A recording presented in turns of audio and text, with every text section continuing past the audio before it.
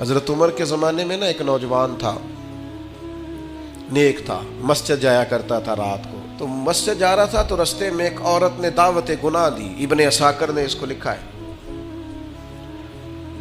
تو نوجوان تھا، خواہشات تھی، کچھ طبیعت مائل ہو گئی. ابھی ادھر جا ہی رہا تھا کہ کسی نے آیت پڑھ دی، والی من خاف مقام ربی جنتان، جو رب کے سامنے کھڑے ہونے سے ڈرے گا اللہ 2 جنتیں دے گا.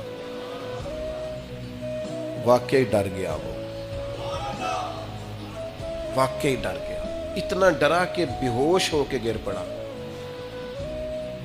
بیماری سے لوگ بے ہوش ہوتے ہیں، پیسے ڈوب گئے بے ہوش ہوتے ہیں، بچے کے غم میں بے ہوش ہوتے ہیں. سچ بتاؤ، کبھی خوف خدا سے بھی بے ہوش ہوتا کوئی دیکھا ہے؟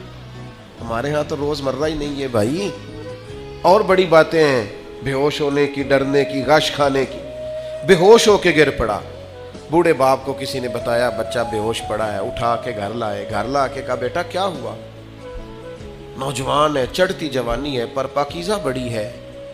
کہنے لگا ابا جی گناہ کی طرف چلا گیا تھا، پر میں نے آیت سن لی جو اللہ کے سامنے کھڑے ہونے سے ڈرے گا رب 2 جنتیں دے گا. میں ڈر گیا تھا، رب واقعی 2 جنتیں دے گا.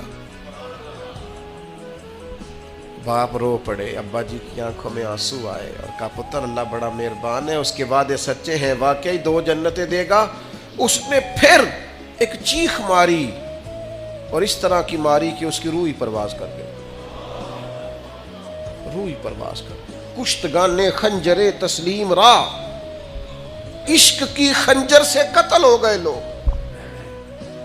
صبح حضرت عمر کو پتا چلا کہ انہوں نے تو رات جنازہ بھی پڑھ دیا، تدفین بھی کر دی. جناب عمر فرمانے لگے اتنا نیک نوجوان خوف خدا سے دنیا سے چلا گیا، مجھے کیوں نہیں بلایا، میں جنازہ پڑھتا.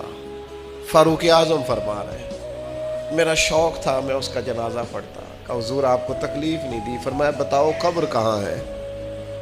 تے کامل پیر انہاں دے باہو قبر جنہ دی جیوے.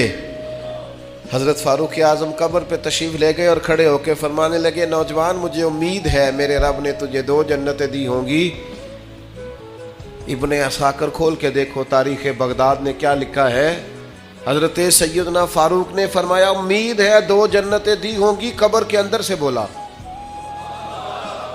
کامل پیرو نہ دے باہو قبر جنا دی جیوے. قبر کے اندر سے بولا. کہنے لگا حضور امید والی بات نہیں، رب کے وعدے سچے ہیں، اس نے واقعی مجھے 2 جنتیں عطا فرمائی. 2 جنتیں دی ہیں، میں نے اپنے مالک کو راضی پایا.